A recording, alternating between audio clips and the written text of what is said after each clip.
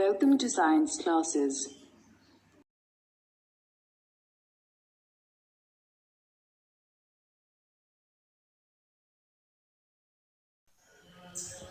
Today we are going to discuss our second chapter and the name of the chapter is components of food.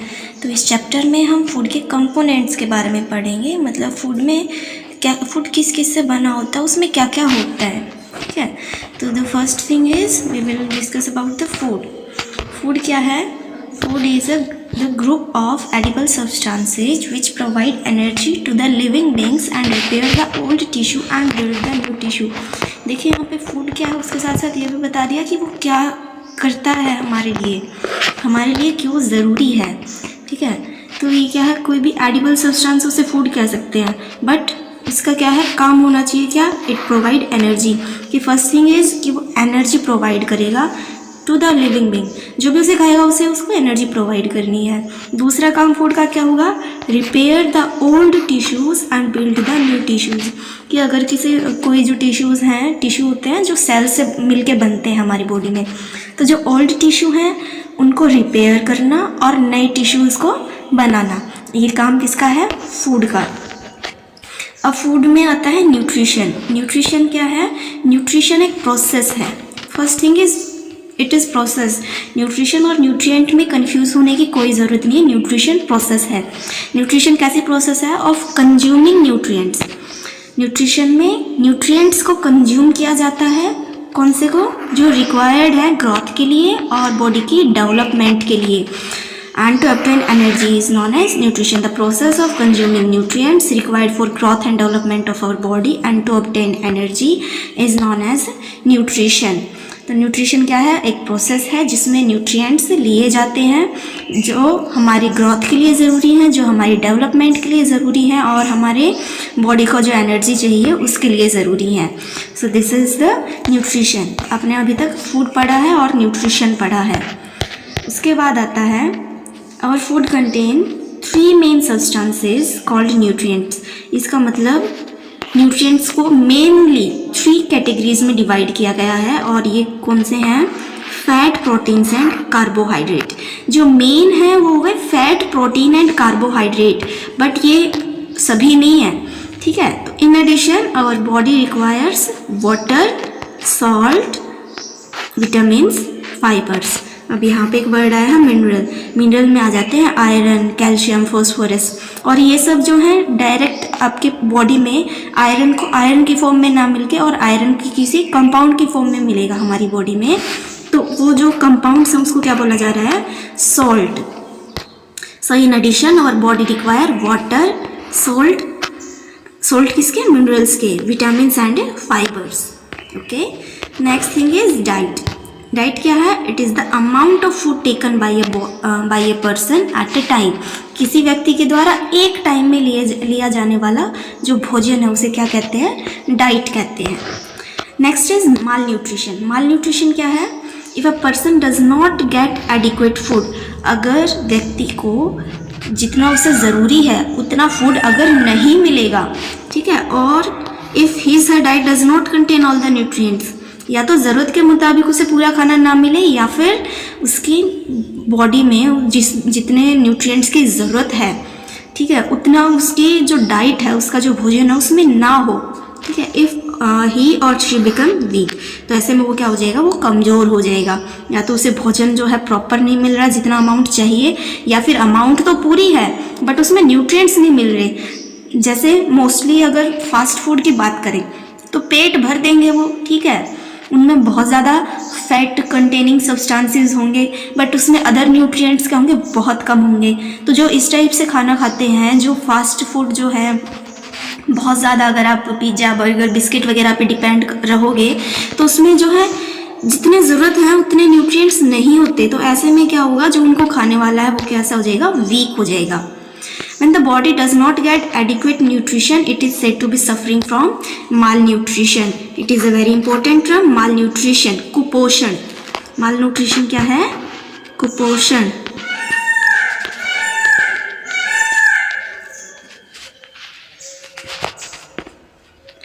इसके बाद है various food components are grouped in 3 classes. अभी आपने देखा, ठीक है। तो उसमें क्या है, मेनली 3 क्लासेस बना दी। 3 क्लास कौन सी हैं फूड कंपोनेंट्स की, ये बेस है उनकी वर्किंग पे कि जो न्यूट्रिएंट्स हैं वो क्या काम कर रहे हैं। तो सबसे पहले है एनर्जी गिविंग फूड। एनर्जी हमें कहाँ से मिलती है, कार्बोहाइड्रेट से मिलती है, फैट्स से मिलती है। बॉडी में आप देखेंगे अगर किसी को कुछ टाइम तक भोजन कम मिल रहा होगा तो वो कैसा हो जाता है, उसकी बॉडी है वो वीक होने लगती है, पतली होने लगती है, ठीक है। तो वो सबसे पहले हमारी बॉडी क्या है, फैट्स को कंज्यूम करती है एनर्जी के लिए। लेकिन अगर उसके बाद भी कार्बोहाइड्रेट से तुरंत एनर्जी मिलती है, लाइक फ्रूट्स है या शुगर है, शुगर कंटेनिंग जो भी सब्सटेंस है उसको अगर आप कंज्यूम करोगे तो आपका एनर्जी लेवल एकदम से हाई हो जाता है। और अगर आप बहुत ज़्यादा यूज़ करोगे तो फिर आपको नींद ज़्यादा आने लगती है, ठीक है। Second is body building food. एक तो हो गया एनर्जी देने के लिए, दूसरा बॉडी बिल्डिंग यानी कि टिश्यूज़ को जो रिपेयर कर रहा है और न्यू टिश्यूज़ को जो बना रहा है वो कौन है, प्रोटीन। प्रोटीन हमारे बॉडी बिल्डिंग फूड है। इसके बाद है vitamin and minerals. Vitamin and minerals का क्या काम है, प्रोटेक्टिव फूड, यानी हमारी बॉडी को ये प्रोटेक्ट करते हैं अगेंस्ट वेरियस डिजीज एंड और इन्वायरमेंट अफेक्ट्स। जैसे आपने देखा होगा, आपने ग्रीन टी में बहुत ज़्यादा एंटीऑक्सीडेंट्स होते हैं, सुना होगा। अगर आपने घर पे यूज़ नहीं करते तब भी आपने टीवी वगैरह में ज़रूर सुना होगा दैट इट कंटेन्स एंटीऑक्सीडेंट्स, यानी कि जो हमारे इन्वायरमेंट में ऑक्सीजन है उसके साथ ही अगर हमारी बॉडी रिएक्ट करने लग जाए तो हम यहाँ हवा में ही जल जाएंगे, ठीक है। तो ये जो विटामिन एंड मिनरल्स हैं ये हमें प्रोटेक्ट करते हैं। विटामिन है वो कई सारी डेफिशिएंसी डिजीज से हमें प्रोटेक्ट करते हैं, ठीक है। इनके अलग अलग फंक्शंस हैं और वो फंक्शंस अगर प्रॉपरली ये नहीं कर पाएंगे तो हमें दिक्कत हो जाएगी। तो दीज आर प्रोटेक्टिव फूड। उसके बाद आते हैं कार्बोहाइड्रेट। कार्बोहाइड्रेट में आपको नाम से ही पता चल रहा है, कार्बो यानी कार्बन है, हाइड्रेट यानी हाइड्रोजन एंड ऑक्सीजन। शुरू में ये सी कार्बन एंड H2O वाटर इसकी फॉर्म में इसको डिस्कवर किया गया था। लेटर ऑन पता चला कि ज़रूरी नहीं है कार्बन और H2O हो, तो ये कार्बन और हाइड्रोजन मेनली होते हैं कार्बोहाइड्रेट्स में। तो जो कार्बन और हाइड्रोजन से मिलके जो भी बनते हैं कंपाउंड्स उनको बोला जाता है कार्बोहाइड्रेट्स। इसके बाद आता है कार्बोहाइड्रेट्स हमें कहाँ कहाँ से मिलता है, जैसे ग्रेन है। ग्रेन कौन से, rice, wheat, sorghum, peas, beans, ये अलग अलग, ये साबूदाना जो व्रत वगैरह में ज़्यादा यूज होता है, sugar beet, many fruits like banana, mango and melons, vegetables are good sources of carbohydrates. So here you can see कि जो ग्रेन्स हैं वहाँ से मिल रहा है, वेजिटेबल्स हैं वहाँ से मिल रहा है। ये अलग अलग नाम है, अगर आपको इनके आपकी बुक में गिवन है तो आप वहाँ से एक बार देख लीजिए, अगर नहीं है तो आप जो बाकी नाम है राइस, व्हीट, पीस, बीन्स, साबूदाना, इनसे आप इजीली याद रख सकते हो, ठीक है। उसके बाद कार्बोहाइड्रेट्स हो गया मेन ग्रेन से और फ्रूट से। इसके अलावा cellulose, starch, sucrose, glucose and fructose are the important carbohydrates found in our body. तो ये भी क्या है, कुछ इम्पोर्टेंट कार्बोहाइड्रेट्स हैं। सेलुलोज हमारी बॉडी डाइजेस्ट नहीं कर पाती है, ठीक है। ये डाइजेस्ट करते हैं कैटल्स, जो ग्रेजिंग एनिमल्स हैं, जो घास खाने वाले हैं, वो सेलुलोज को अच्छे से पचा सकते हैं, पत्तियाँ वगैरह खाते हैं जो।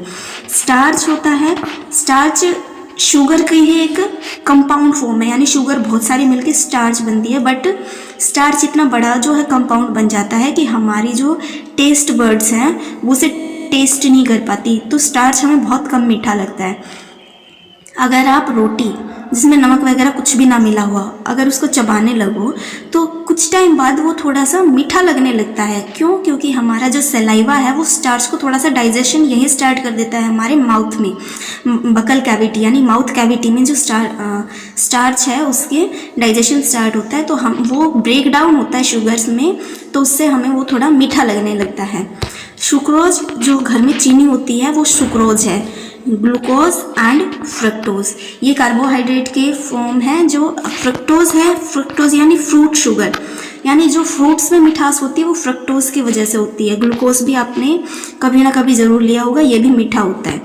So cellulose, starch, sucrose, glucose and fructose are important carbohydrates found in our body. ये कुछ important carbohydrates हैं जो हमारी body में मिलते हैं. Starch turns iodine solution to dark blue और black. अपने photosynthesis में जब plants हैं उनमें स्टार्च है या नहीं, इसके लिए आपने एक्सपेरिमेंट ज़रूर पढ़ा होगा. उसमें भी क्या करते हैं, सबसे पहले क्लोरोफिल को रिमूव करते हैं अल्कोहल में बॉयल करके और फिर उसमें आयोडीन सॉल्यूशन उस पर कुछ ड्रॉप्स डाला जाता है. अगर वो डार्क ब्लू कलर में या ब्लैक कलर, मतलब डार्क ब्लू इतना डार्क हो कि वो ब्लैक दिखने लगे बट एक्चुअल में वो डार्क ब्लू कलर है, तो इसका मतलब स्टार्च प्रेजेंट है उसमें. तो स्टार्च में क्या होता है, आयोडीन सॉल्यूशन को डार्क ब्लू या ब्लैक कलर में चेंज कर देता है. This is very important thing कि स्टार्च आयोडीन सॉल्यूशन को डार्क ब्लू या ब्लैक कलर में चेंज कर देता है. ठीक है. Next thing is fats. Next component है फैट्स. फैट्स क्या होता है, fats are obtained either from plants और फ्रॉम एनिमल्स. आपने वेजिटेबल घी भी सुना होगा और एनिमल घी, देसी घी यानी गाय या भैंस का घी तो हम बहुत यूज़ करते ही हैं. तो fats are obtained either from plants और फ्रॉम एनिमल्स. ग्राउंडनट ऑयल, ये जो आप मूंगफली का जो तेल होता है, सोयाबीन ऑयल, सोयाबीन से जो तेल निकलता है, या मस्टर्ड ऑयल, सरसों का तेल, ये एग्जाम्पल है फैट्स डिराइव्ड फ्रॉम प्लांट्स. ये एग्जाम्पल हो गए फैट डिराइव्ड फ्रॉम प्लांट्स. इसके अलावा fats like butter, ghee are obtained from animals. तो ये एग्जाम्पल दे दिया आपको प्लांट फैट्स के भी एंड एनिमल फैट्स के भी. अब फैट्स का काम क्या है, मेनली है fats act as fuel in our body but they provide more energy than carbohydrate. इसीलिए अगर हमारी बॉडी में फैट प्रेजेंट है तो कार्बोहाइड्रेट्स का यूज़ बहुत कम होता है. बट अगर इंस्टेंट एनर्जी चाहिए, तुरंत एनर्जी चाहिए, तो उसके लिए मेनली यूज़ होता है carbohydrate. So fats act as fuel in our body. Fuel का काम क्या होता है, एनर्जी प्रोवाइड करना. तो इसका मतलब क्लियर है कि फैट जो है एनर्जी गिविंग न्यूट्रिएंट है.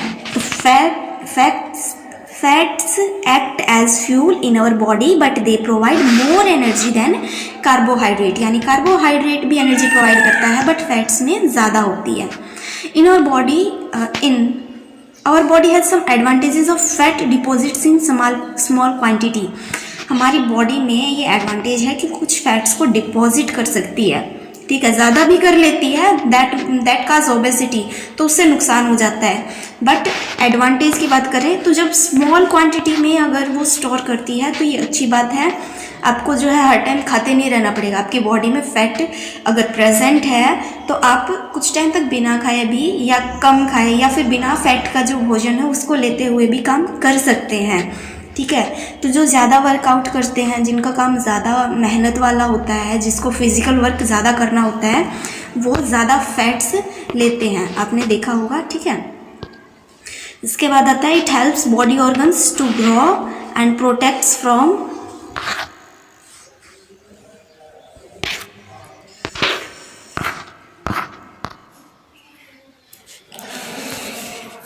हम पढ़ रहे थे कि ये जो फैट है वो हमारे ऑर्गन्स को ग्रो करने में और protects them from injury and prevents loss of heat from the body surface.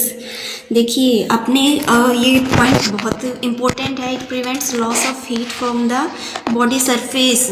जो आपने देखा होगा पोलर बियर वगैरह, देखिए एक बहुत अच्छा एग्जाम्पल है. जो पोलर बियर होता है तो वो इतनी ठंड में एग्जिस्ट कैसे कर पाता है, क्योंकि उसका जो बॉडी है उसकी स्किन के नीचे एक मोटी लेयर होती है फैट्स की, जिससे उसकी बॉडी की हीट है वो बॉडी में ही रह जाए और उसका लॉस कम से कम हो. दूसरी बात, it helps body organ to grow, क्योंकि एनर्जी प्रोवाइड करेगा तभी तो ग्रोथ होगी. तो एनर्जी प्रोवाइड करने का ही आगे एक एक्स्ट्रा एडवांटेज बता दिया कि it helps body organs to grow and protect them from injury हो भी जाए तो उसे जल्दी से ठीक करने में भी, क्योंकि एनर्जी प्रोवाइड होगी. दूसरी बात, इंजरी से ऐसे भी प्रोवाइड करता है क्योंकि फैट की लेयर है तो हमारा जो मास है या इंटरनल जो थिंग्स हैं, इंटरनल जो ऑर्गन्स हैं, उन तक पहुंचने से पहले फैट की लेयर आती है, तो वो इंजरी से भी हमें थोड़ा सा उस टाइप से बचा लेती है.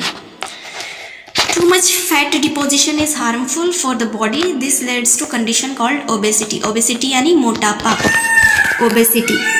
ठीक है, दिस इज ओबेसिटी। इसके बाद fatty substances leave greasy and transparent spot on paper.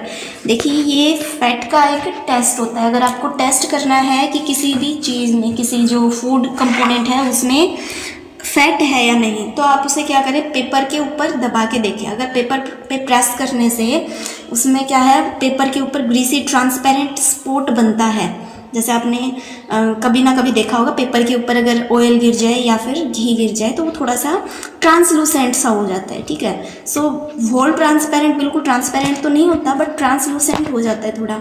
तो फैटी सब्सटेंस क्या है, ग्रीसी और ट्रांसपेरेंट स्पॉट छोड़ देते हैं पेपर पर। Next is proteins. प्रोटीन्स सबसे पहले बता दिया कि हमें कहाँ कहाँ से मिलता है। Milk, fish, meat, cheese, egg are main sources of animal protein. Animal protein के मेन सोर्सेज हो गए दूध, और दूध से बना जो भी प्रोडक्ट होंगे उन सब में मिलेगा। फिर अगर मिल्क में है तो मिल्क प्रोडक्ट्स में भी होगा, जैसे चीज़, बटर वगैरह, दही। ठीक है, इन सब में। इनके अलावा जो नॉन वेजिटेरियन है वो कहाँ से ले सकते हैं, फिश, मीट एंड एग। इनमें भी एनिमल प्रोटीन काफ़ी ज़्यादा मात्रा में होता है। Vegetable proteins can be obtained from legumes including pulses and beans.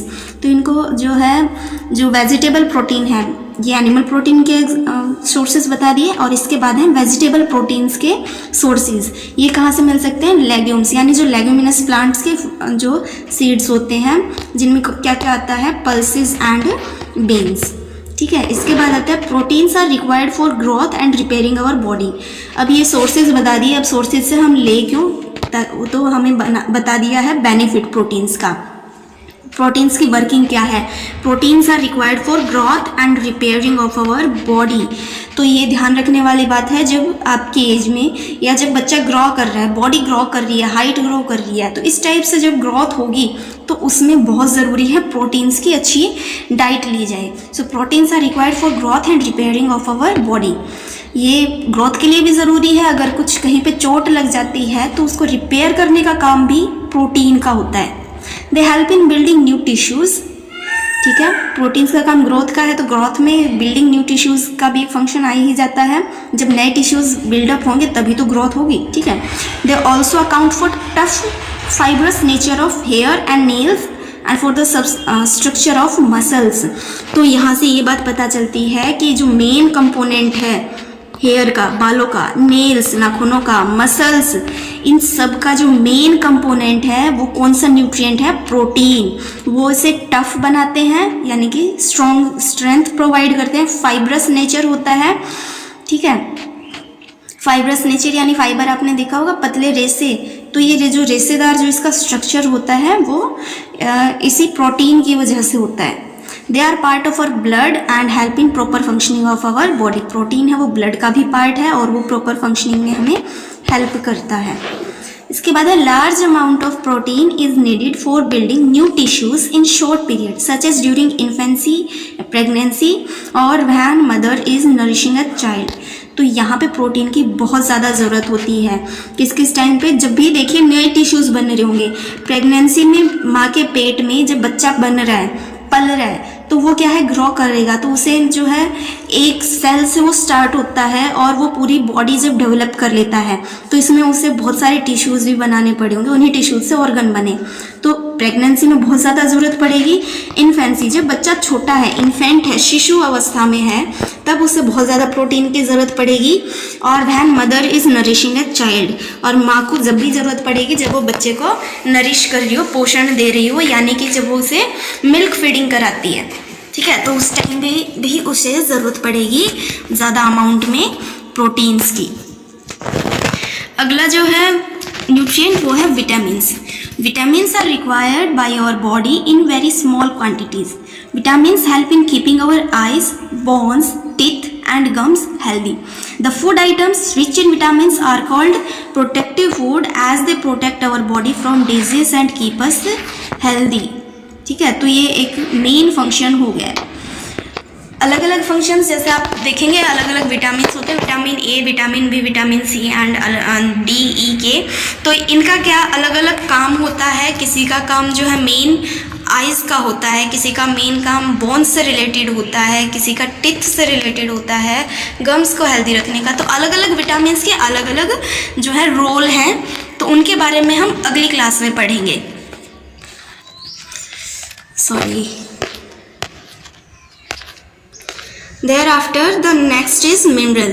Minerals are needed our body in small amounts. Minerals की जो ज़रूरत है वो कम अमाउंट में होती है। Each one is essential for proper growth of body. तो ध्यान दीजिए कि स्मॉल अमाउंट में ही सही, लेकिन एसेंशियल है, बिना इसके काम नहीं चलेगा। स्मॉल अमाउंट में ज़रूरत है, थोड़ा थोड़ा ही चाहिए, बहुत ज़्यादा नहीं चाहिए किसी भी टाइम पे, लेकिन एसेंशियल थिंग है ये। मिनरल जो है एसेंशियल न्यूट्रिएंट है। This is essential for proper growth of body and to maintain good health. Some sources of minerals are shown in figure. देखिए फिगर देख लेते हैं एक बार। तो कहाँ से मिनरल्स मेनली मिलते हैं? मीट, कैरेट, रेडिश, एस्पेरेगस, ये एक टाइप से जो है एक प्लांट होता है, उसका नाम है। इसके अलावा और कहाँ से मिल सकता है? पोटैटोज से मिलते हैं मिनरल। सर्डेलाइंस, ये फिश के कैटेगरी है। चीज़ से और एग से, यानी कि चाहे वेजिटेरियन है या नॉन वेजिटेरियन है, सभी के लिए मिनरल्स के सोर्सेज प्रेजेंट हैं। मिनरल्स में देखिए, फिर से बता देती हूँ, याद दिला देती हूँ, मिनरल्स हमारी बॉडी में सॉल्ट की फॉर्म में होते हैं, और वो सॉल्ट जो है वो कंटेन करते हैं आयरन को, कैल्शियम और फॉस्फोरस, पोटेशियम, ये सभी जो एलिमेंट्स हैं इनके कंपाउंड फॉर्म यानी कि इनके सॉल्ट फॉर्म में मिनरल्स हम लेते हैं। जैसे आप एक बहुत सिंपल सा एग्जांपल ले सकते हैं, NaCl। NaCl होता है हमारा कॉमन सॉल्ट। तो इसमें जो ये सोडियम मिनरल है, ठीक है, तो ये सॉल्ट हो गया। सॉल्ट ज़रूरी नहीं है जो हम घर में यूज़ करते हैं उसे ही सॉल्ट कहें। जो हम घर में हमारा टेबल सॉल्ट होता है वो NaCl होता है, सोडियम क्लोराइड। तो NaCl, let me take some space. हाँ, तो NaCl जो है वो क्या है? NaCl, C capital L small. Na means sodium, ये सोडियम का सिंबल है, और Cl से है क्लोरीन। तो ये दो जो है NaCl जो हमारा कॉमन सॉल्ट है वो इन दो एलिमेंट से बना होता है, और इसमें जो मिनरल सोडियम है वो मेन होता है, हमारी बॉडी को जो ज़रूरत है। ठीक है, तो अलग अलग मिनरल्स के लिए अलग अलग फूड की ज़रूरत होती है, अलग अलग फूड कंपोनेंट्स जो हैं आपने अभी तक पढ़े। इसके बाद जो कुछ अलग चीज़ें चाहिए थी वो थी, उसमें सबसे पहले आता है water. Our body requires a large quantity 5 to 7 litres of water daily. कुछ लोगों को आदत होती है पानी कम पीने की, that is not a very good thing. So our body requires a large quantity 5 to 7 litres of water daily. इसकी डेली हमें ज़रूरत पड़ती है 5 से 7 लीटर पानी पीना चाहिए, यानी कि लगभग आप कह सकते हो 15 से 20 गिलास पानी हमें ज़रूर पी लेना चाहिए। बट फिर भी सभी की एक जैसी नहीं होती, ये एक एवरेज है, ऑन एन एवरेज। किसी की ज़रूरत इससे ज़्यादा हो सकती है, किसी की ज़रूरत इससे कम हो सकती है। ये इस बात पे भी डिपेंड करता है कि एटमॉस्फेयर कैसा है, उसमें मॉइस्चर कितनी है, गर्मी कितनी है। सर्दी में कम पानी की थोड़ी सी जो है ज़रूरत पड़ेगी, गर्मी में बहुत ज़्यादा पानी की ज़रूरत पड़ेगी क्योंकि स्वेटिंग वगैरह होती है। तो ये ज़रूरी नहीं है कि आपने सुन लिया कि 15 से 20 की ज़रूरत है तो आप 15 गिलास पानी ज़रूर से ज़रूर पिए। दूसरी बात, पानी जो है सिर्फ हम जो वाटर लेते हैं उसके बजाय और चीज़ों में भी होता है। लाइक जब आप फ्रूट्स लेते हैं या जब आप सब्जी वगैरह खाते हैं, दूध लेते हैं, तो उसमें भी वाटर होता है। तो आप 15 से 20 गिलास पानी, अगर आपकी कैपेसिटी नहीं है तो आप प्लीज़ उसे पीना स्टार्ट मत कर दीजिएगा। तो जितना आपको ज़रूरत है उतना पीना चाहिए, पानी ज़्यादा पीना चाहिए, ये बहुत अच्छा होता है। ठीक है, उसके बाद water helps our body to perform many functions like digestion, throwing out dissolve waste as urine and impure blood. पानी का ये भी देखिए काम क्या है, डाइजेशन में हेल्प करता है, क्योंकि अदरवाइज क्या हो जाएगा, कॉन्स्टिपेशन हो जाएगी। ठीक है, तो वाटर ज़रूरी है। Throwing out dissolve waste as urine, तो पेशाब जाने के लिए भी पानी पीना ही ज़रूरी है, अदरवाइज़ हमारी बॉडी में जो टॉक्सिक सब्सटेंस है जो यूरिन के थ्रू हमारी बॉडी से आउट होने चाहिए, पानी की कमी से वो बॉडी से आउट नहीं हो पाएंगे और हमारी बॉडी में टॉक्सिक यानी जहरीले, तो अगर जो भी पदार्थ हैं वो हमारी बॉडी में रहे तो हमें नुकसान करेंगे। और इम्प्योर ब्लड, तो इम्प्योर ब्लड को भी थ्रोइंग आउट का काम जो किडनी है वो ही जब प्योरिटी ब्लड की करती है, तो उसमें से जो इम्प्योरिटी है लाइक सॉल्ट्स वगैरह वो यूरिन के थ्रू आउट हो जाते हैं। तो इस काम के लिए पानी की बहुत ज़्यादा ज़रूरत है। उसके बाद है water also keeps our body cool through sweating, तो जब पसीना आता है तो वो हमारी बॉडी टेम्परेचर को भी मेंटेन करने में हमारी हेल्प करता है। Water also keeps our body cool through sweating, तो ये कैसे हेल्प करता है, जब भी पसीना आता है, ठीक है, हमारी बॉडी को जब भी ज़्यादा हीटिंग लगेगी तो पसीना आएगा, पसीना जो है वो हमारी बॉडी की हीट को एब्जॉर्ब करके और खुद एवेपोरेट हो जाएगा। तो हमारी बॉडी को हीट को जब वो एब्जॉर्ब करेगा तो क्या होगा, हमें कूलिंग इफेक्ट लगेगा। जब आपको पसीना आया हुआ और आप कूलर या पंखे के नीचे चले जाएं तो आपको नॉर्मल से ज़्यादा जो है कूलिंग महसूस होती है, वो इसी वजह से होती है, एवापोरेशन ऑफ स्वेटिंग। ठीक है, अगला है water help in blood circulation, अगर खून बहुत गाढ़ा हो जाएगा तो भी प्रॉब्लम हो जाती है, तो वाटर ब्लड सर्कुलेशन में भी हेल्प करता है। नेक्स्ट न्यूट्रिएंट मेजर, मैंने तो आपको बता दिया था शुरू में ही, carbohydrate, fats and that were all, but जो एक्स्ट्रा है इनकी भी ज़रूरत होती है। ठीक है, तो ये मेन में नहीं रखे जा रहे हैं बट ये भी बहुत ज़रूरी है। Roughage, whole grains, flour and cereals, potatoes, fresh food, raw and cooked vegetables provide roughage to our food. अच्छा, इससे पहले हम ये पता कर लेते हैं ये होता क्या है। रफेज होते हैं रेसे, ठीक है, ये हमारे जो फूड है उसकी डाइजेशन में हेल्प करते हैं और कॉन्स्टिपेशन हमें ना हो उसको प्रिवेंट करते हैं, कॉन्स्टिपेशन को यानी कब्ज को प्रिवेंट करते हैं।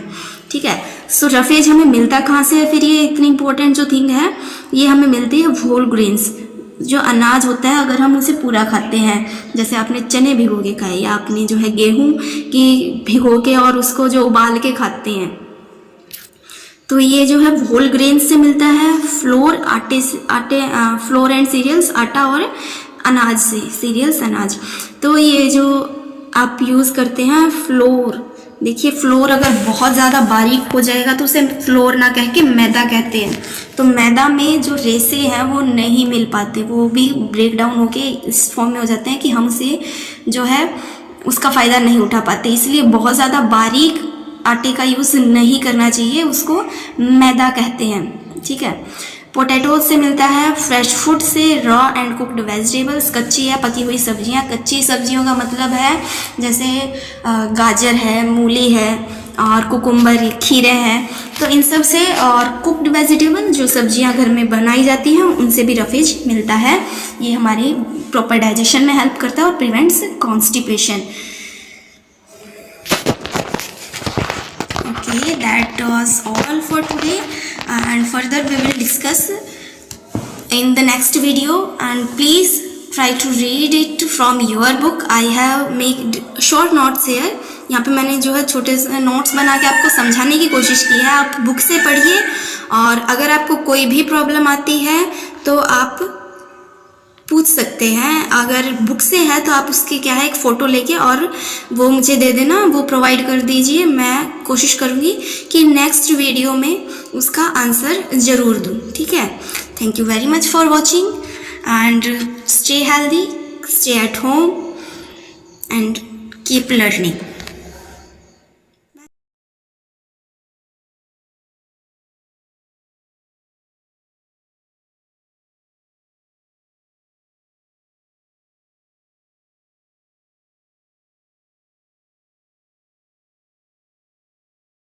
Thank you for watching.